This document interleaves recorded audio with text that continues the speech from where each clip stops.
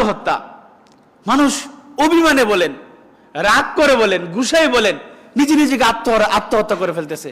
সে মুসলিম হোক আর কাফের হোক, মুসলিম হোক আর অমুসলিম হোক, আত্মহত্যা করা যাবে? আত্মহত্যা করার অধিকার কি আল্লাহ তাআলা আপনাকে দিয়েছে? আল্লাহ তাআলা কত মায়া করে আপনাকে সৃষ্টি করছে, দুনিয়াতে তার ইবাদত করার জন্য সৃষ্টি করছে। আগে কোথায় ছিলেন, এখন কোথায় আছেন, মৃত্যুর পরে কোথায় যাবেন, আবার আপনাকে পুনরুত্থান করা হবে, এইগুলা চিন্তা কি আমরা করি না? এই জন্য আত্মহত্যা কি করা যাবে না। আল্লাহ তাআলা বলেন ওয়ালা তাকতুলু আনফুসাকুম, তোমরা তোমাদের নিজেদেরকে ধ্বংস করিও না, নিজেদেরকে তো তোমরা হত্যা করিও না। আমরা কি নিজেদেরকে হত্যা করি না? কিভাবে হত্যা করি? আত্মহত্যা না করেন এখন কি খান? সিগারেট খান, মদ খান, গাঞ্জা খান, এগুলো কি মৃত্যুর দিকে মানুষদেরকে ঠেলে দিচ্ছে না? এটাও এক প্রকার আত্মহত্যা।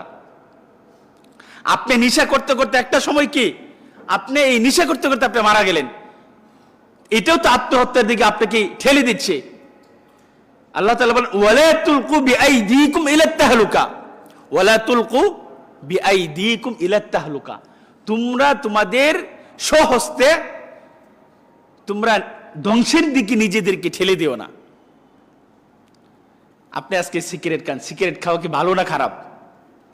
এটাকে আপনাকে শরীর সুস্থ রাখবে নাকি অসুস্থ করবে? আপনার লিভার বলেন, হার্ট বলেন, এগুলোকে দুর্বল করে দিবে নাকি সবল করবে? তো এক প্রকার আপনি তাকে কি ধ্বংসের দিকে ঠেলে দিচ্ছেন না? অর্থাৎ যে জিনিসটা খাইলে আপনি নিজেকে কি মৃত্যুর দিকে ঠেলে দিচ্ছেন, তাকে ধ্বংসের দিকে ঠেলে দিচ্ছেন, আত্মহত্যার দিকে তাকে ঠেলে দিচ্ছেন, এইটাও এক প্রকার কি, এক প্রকার আত্মহত্যার মতোই বলা যেতে পারে। এই জন্য আল্লাহ তাআলা ওয়ালা তুলকু বিআইদিকুম ইলাত তাহলুকা, তোমরা তোমাদের নিজেদেরকে ধ্বংসের দিকে, মৃত্যুর দিকে ঠেলে দিও না। প্রিয় ভাইরা, তাহলে দেখেন যে যেভাবে আত্মহত্যা করুক না কেন তাকে সেইভাবে কি করা হবে? শাস্তি দেওয়া হবে। যদি কেউ মনে করে নিজেকে কি করলো, ছুরি দিয়ে আঘাত দিয়ে আত্মহত্যা করলো, সে জাহান্নামে সেইভাবে নিজেকে ছুরি দিয়ে কি পারাইতে থাকবে। পাহাড় থেকে লাফ দিয়ে কেউ মারা গেল, সেইভাবেই সে কি করবে? শাস্তি তাকে দেওয়া হবে।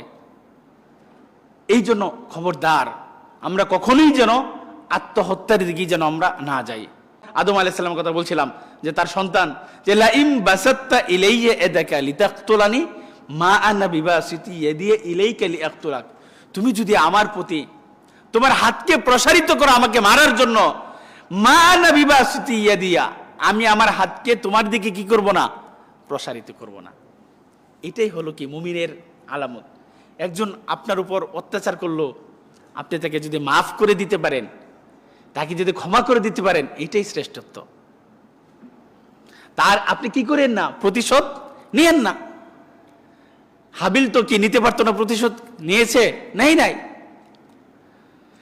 ইন্নী আখাফুল্লাহ রব্বাল আলামিন, কারণ বিশ্ব মহাজগতের যে রব, আমি তাকে কি করি? তাকে ভয় করি।